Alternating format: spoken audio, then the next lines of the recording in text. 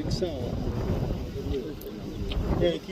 આ ટેન્કરને બહાર ખેંચાય તે માટેનું આખું આયોજન જે છે તે કરવામાં આવી રહ્યું છે, કારણ કે ખૂબ જ કહી શકાય કે ચર્ચામાં રહેલી આ ટેન્કર હવે અહીંયાથી રેસ્ક્યુ કરવામાં આવશે.